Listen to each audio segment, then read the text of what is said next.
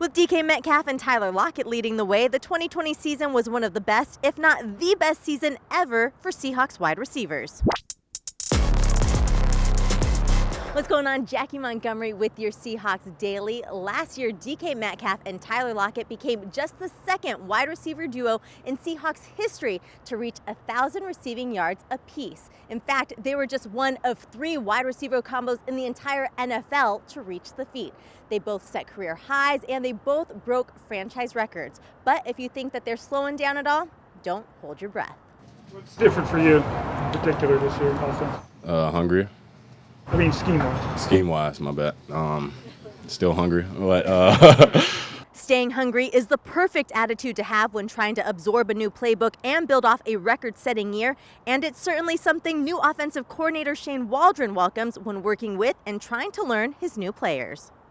And easy going, joking around a little bit. They walk out on the grass and they're locked in. They're ready to work. It showed itself, yesterday, Tyler's first rep of one-on-ones. I mean, he's focused, ready to go, and rolling right from the start. So, just being around those guys, maybe different personalities, maybe different body types, but they can get the same thing done, which is they can get open and they can be explosive playmakers on the outside.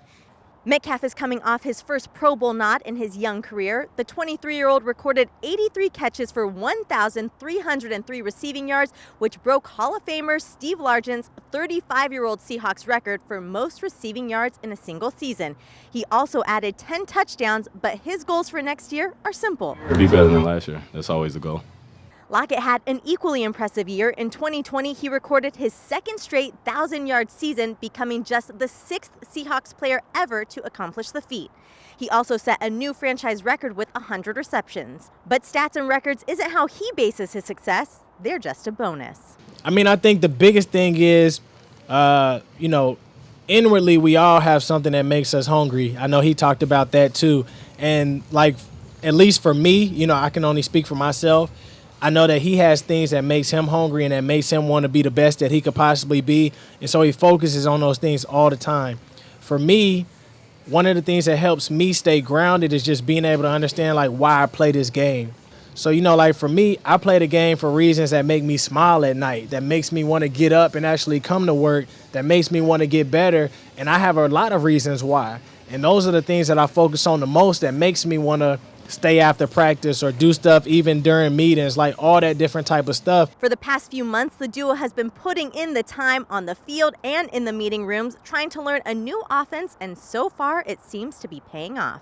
We're picking up the tempo on the offense pretty well. I mean, it causes us to, study our playbook and really know every position on the field. And I think it's going to help us, in the long run to where teams, just really can't get a handle on what we're doing.